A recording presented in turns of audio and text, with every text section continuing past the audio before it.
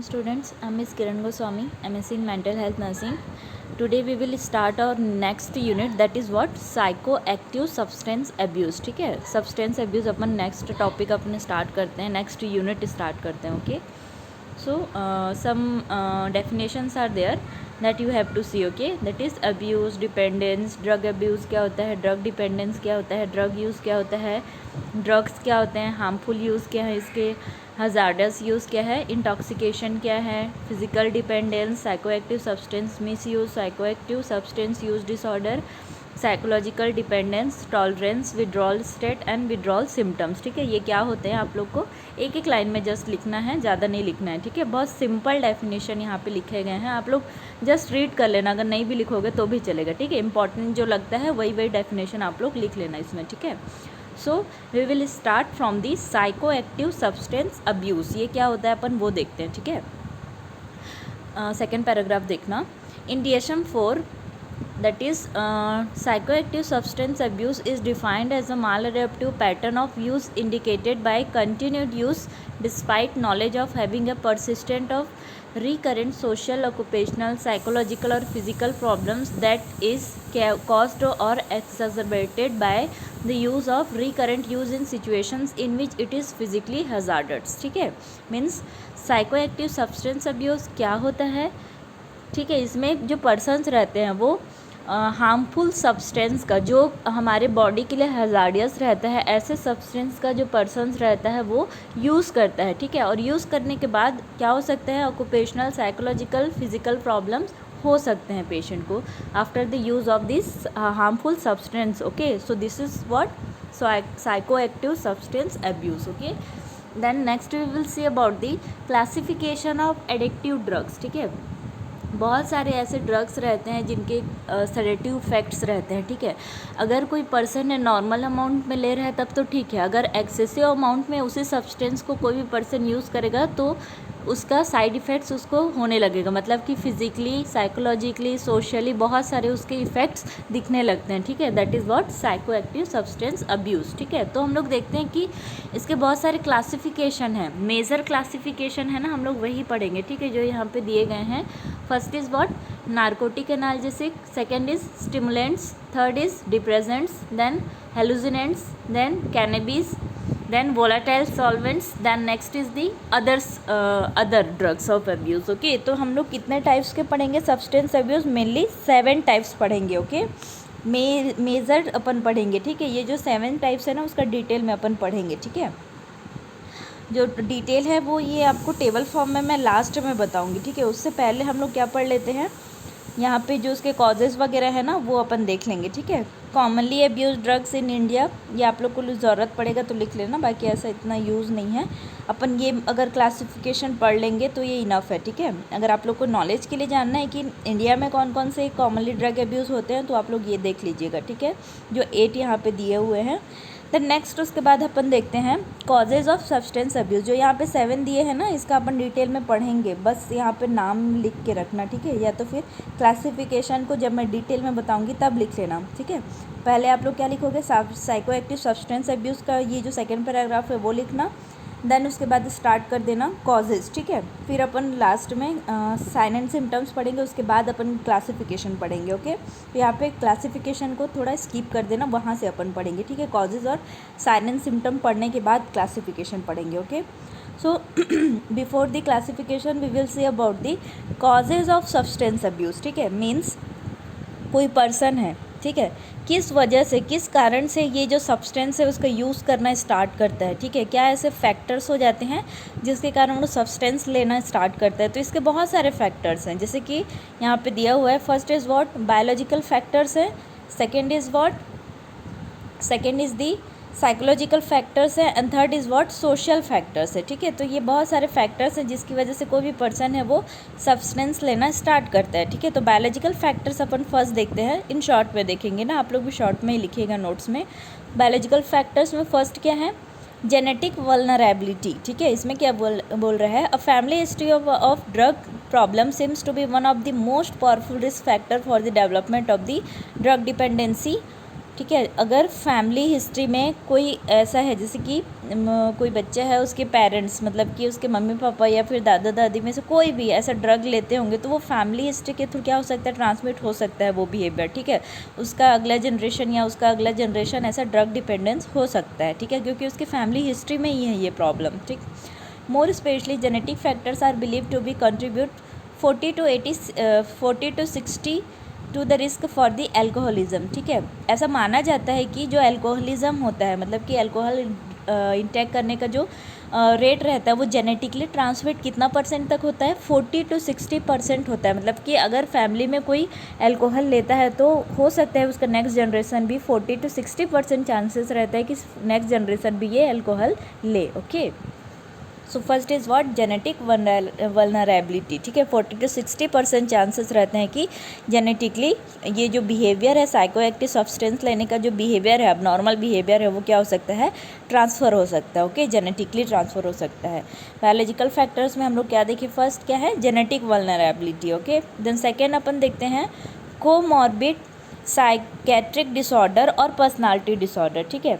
और थर्ड क्या है, कोमॉर्बिड मेडिकल डिसऑर्डर, ठीक है। तो ये कोमॉर्बिड क्यों बोला गया है कि जो हम लोग अल्कोहल ले रहा है, कोई पर्सन है, ठीक है, वो अल्कोहल ले रहा है, वो भी एक साइकेट्रिक डिसऑर्डर है। क्यों ले रहा है, अब कॉज भी इसका क्या बोल रहा है, कोमॉर्बिड साइकेट्रिक डिसऑर्डर, मतलब कि उसके पास पहले से ही कोई साइकेट्रिक डिसऑर्डर है जिसकी वजह से वो क्या कर रहा है, सब्सटेंस लेना स्टार्ट कर रहा है, ठीक है। अब थर्ड पॉइंट क्या बोल रहे हैं, मेडिकल डिसऑर्डर, दैट मीन्स उसके पास पहले से ही कोई मेडिकल डिसऑर्डर है जिसकी वजह से वो अल्कोहल या तो फिर कोई और सब्सटेंस लेना स्टार्ट कर रहा है, इसीलिए यहाँ पे वर्ड जोड़ा गया है कोमॉर्बिड, ठीक है।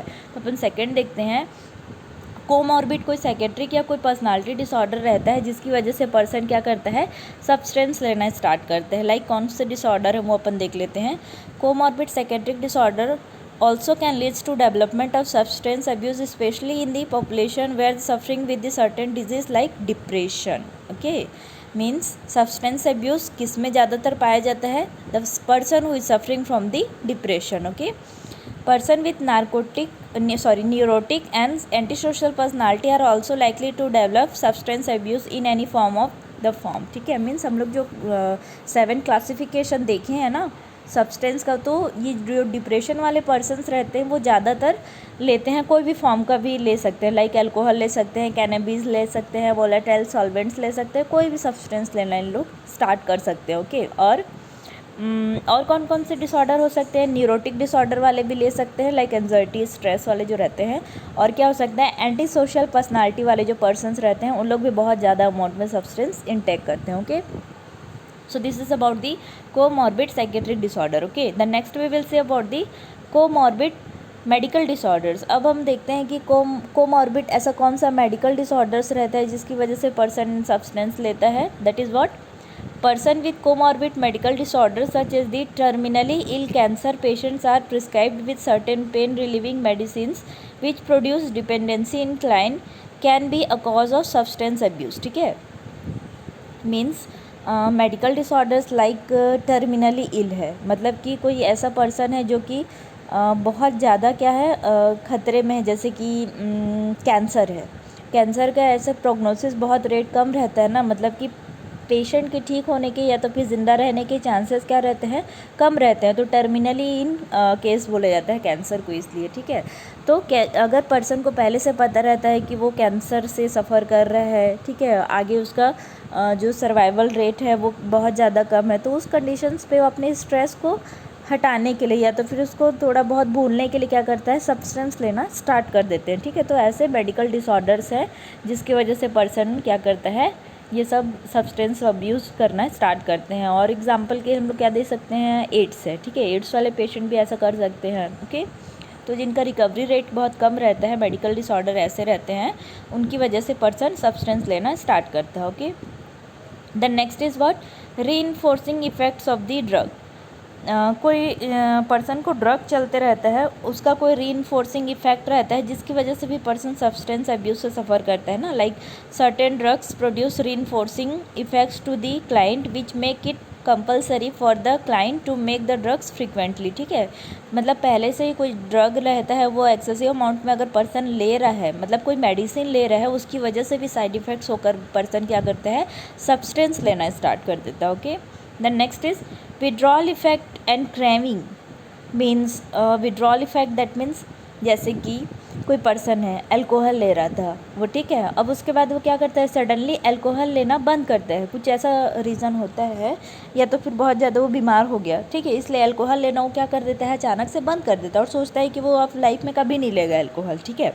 लेकिन अब अल्कोहल छोड़ने के बाद भी उसके क्या होते हैं, विड्रॉल इफ़ेक्ट्स दिखने लगते हैं, ठीक है। पर्सन को बहुत ज़्यादा क्या होता है, ट्रेमर्स आते हैं, मसल सेक होता है, वॉमिटिंग लगता है, नोजिया लगता है, ठीक है, और स्टमक में इरिटेशन होता है। कभी कभी ऐसे रहता है कि पेशेंट को हेलुसिनेशंस भी होने लगते हैं। विड्रॉल इफ़ेक्ट होता है जब अल्कोहलिज्म का, तब, ठीक है। तो अब अल्कोहलिज्म छोड़ने के बाद भी पर्सन विड्रॉल इफ़ेक्ट उसके में हो रहे हैं, ठीक है, पर्सन बहुत सारे प्रॉब्लम से अब सफ़र कर रहा है, तो उसकी वजह से फिर से वो स्टार्ट कर देता है अल्कोहल लेने के लिए, क्योंकि वो सोचता है कि अगर मैं अल्कोहल को छोड़ दूंगा तो मेरे को विड्रॉल इफ़ेक्ट स्टार्ट हो जाएंगी, इसलिए वो अल्कोहल को क्या करता है, फिर से स्टार्ट कर देता है। या तो फिर क्रेविंग्स आते हैं पर्सन में, एक बार छोड़ने के बाद क्या होता है, फिर से क्रेविंग्स आता है, फिर से पीने के लिए इच्छा होती है, ठीक है।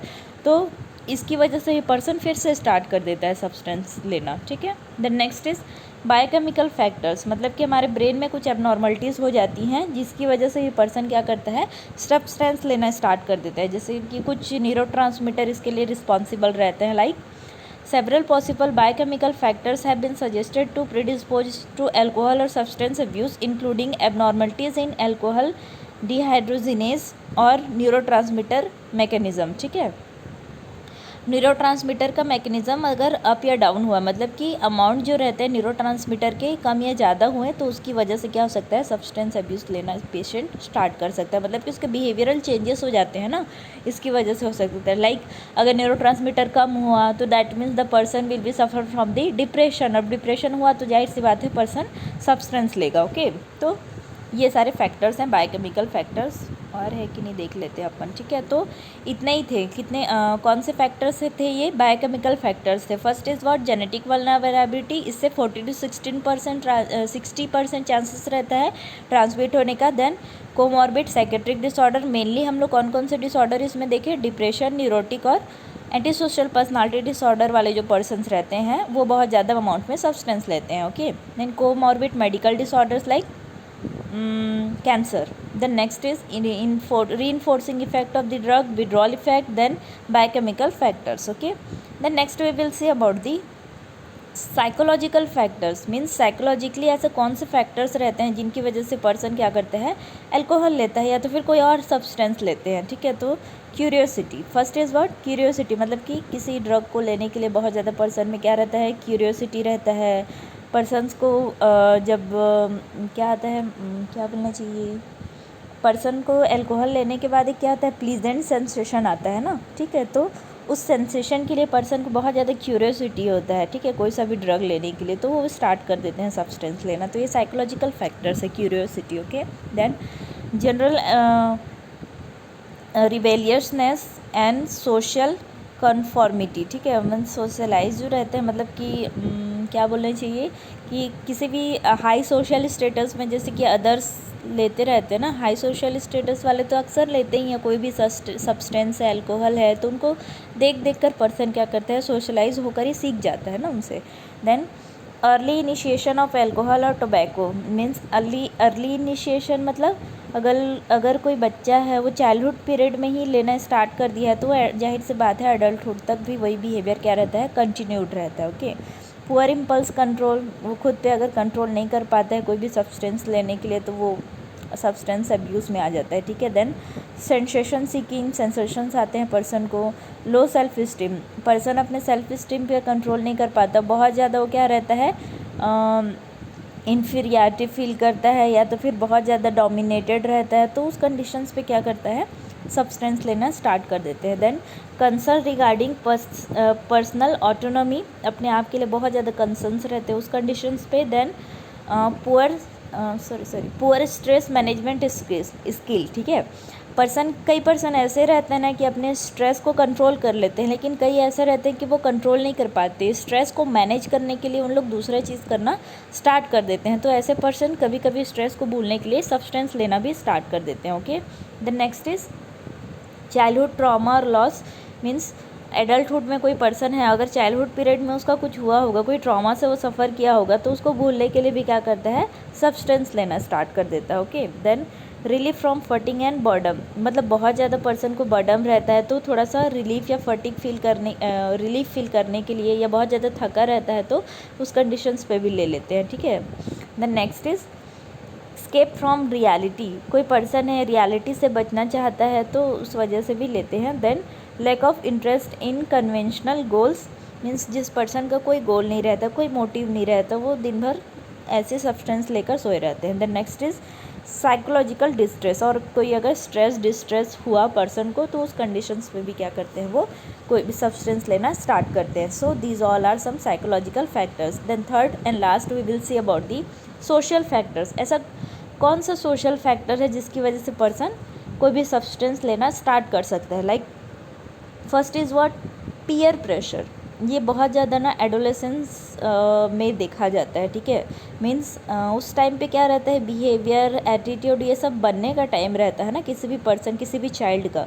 तो उस टाइम पे बोला जाता है ना कि अगर उनका जो साथ है, संगति है, अगर गलत हुई तो पर्सन बिगड़ जाता है। तो वही कंडीशन है पीयर प्रेशर। अगर उसके पीयर ग्रुप या तो फिर उसके बैचमेट या जो भी है वो अगर वो प्रेशराइज़ करेंगे, फ्रेंड्स है वो प्रेशराइज़ करेंगे, तो उस कंडीशंस पे पर्सन सब्सटेंस लेना स्टार्ट कर देते हैं। The next is the modelling that is दूसरों को देख कर। Then is availability of alcohol and other drugs. ठीक है, मीन्स अगर कोई एल्कोहल है, कोई ड्रग्स ईजिली अवेलेबल है पर्सन के लिए। ठीक है, कोई एफर्ट नहीं लगाना पड़ रहा है उसको एल्कोहल या कोई ड्रग लेने में।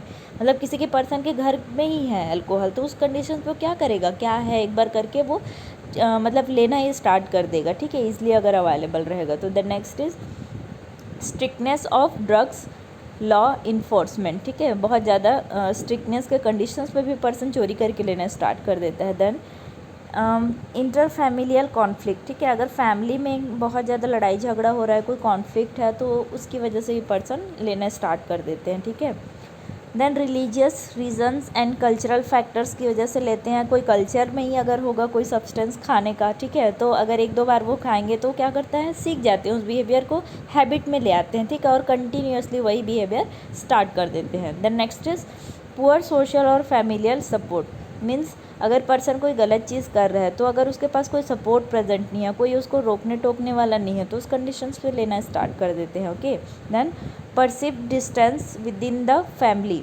और पर्सन अगर घर से दूर है, घर में रहेगा तो जाहिर सी बात है पर्सन अपने बिहेवियर पे कंट्रोल कर लेगा। लेकिन अगर पर्सन बाहर है, डिस्टेंस है घर से, तो उस कंडीशंस पे क्या होगा, उसको ईजिली मिल जाएगा ना, अपॉर्चुनिटी मिल जाएगी। वो सोचेगा कि मेरे को कोई रोकने टोकने वाला नहीं है अगर सब्सटेंस लूँगा, तो इसलिए वो लेते रहेगा। The next is permissive social attitude. मतलब दूसरों से अगर सोशल एटीट्यूड बना के रखेगा, अच्छे से बिहेवियर नहीं करेगा, तो क्या पर्सन अलोन हो जाएगा, अलोन होगा तो फिर ये सब्सटेंस लेगा। Then rapid urbanisation. Means rural area में उतना नहीं पाया जाता है ना, अर्बनाइजेशन की वजह से ये पर्सन लेना स्टार्ट कर देते हैं। Then role of media.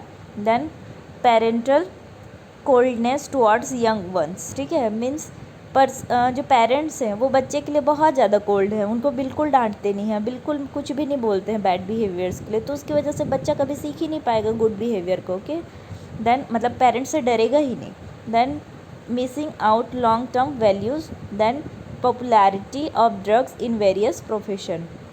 बहुत ज़्यादा कोई ड्रग पॉपुलर रहेगा कोई प्रोफेशन में, तो उस वजह से भी वो ले सकते हैं, कोई सब पॉपुलर ड्रग है तो। Okay, so these all are some factors that you have to remember each and every points in that. Okay, first is what, biological factors, second is the psychological factors, and third is what, social factors. In the next class we will see about the sign and symptoms of substance abuse, or we can say that effects of substance abuse. ठीक है, हम लोग sign and symptom नहीं देखेंगे, effects देखेंगे directly. Okay, effects of substance abuse देखेंगे। Okay, so thank you students.